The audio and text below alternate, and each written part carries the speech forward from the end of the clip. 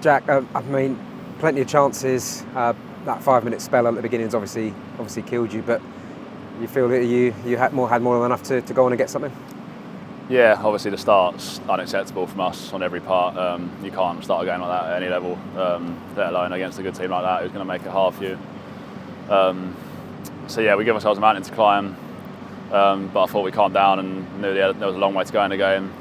A little bit sloppy still in patches, so we've got to tidy up on some bits, but thought the intensity picked up throughout the game, and ultimately we did have chances to get ourselves back in the game. Great finish from Gilbs to get us back in it. And then just couldn't seem to get it in the back of the net. But there's a few positives, but ultimately it's just disappointment all around today. Obviously, you've made debut yourself. You've been in the position Sam Sherring was in, where you've made a debut for a football club, but to score an own goal within 4 or 5 minutes. You must have felt for him in that situation. Yeah, it's horrible.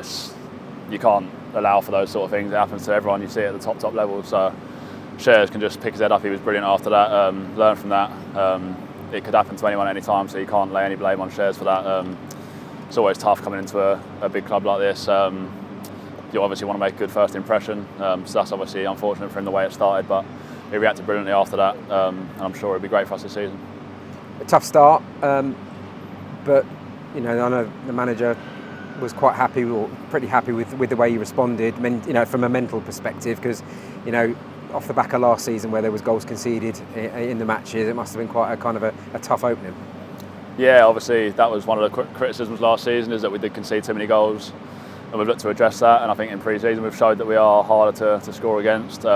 Only conceded one after the Plymouth and Portsmouth games, who are both very good opposition.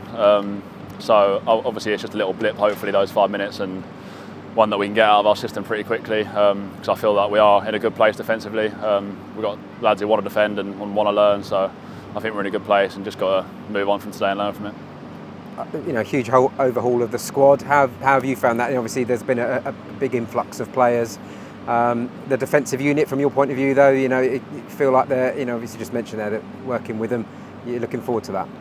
Yeah, there has been a big overhaul this year. Lads coming and going, but every lad that's come in, I think it's been really good in pre-season. We've all gelled pretty quickly, all understand the game, and sort of building those relationships early on is always important. So that'll only get better with time. But no, I feel we're in a good place. We've got competition for places, which is always good. So there's always going to be 3 lads out there and the back 3 that are hopefully ready to try and keep as many clean sheets as possible. Obviously there was a bit of news over the last 24 hours or so regarding the ownership of the football club. How much does that, or does it at all, affect the players? I know that you were introduced to the new chairman and the group yesterday, I think, wasn't it? So does that have any bearing on you as a player at the moment, or the squad at all?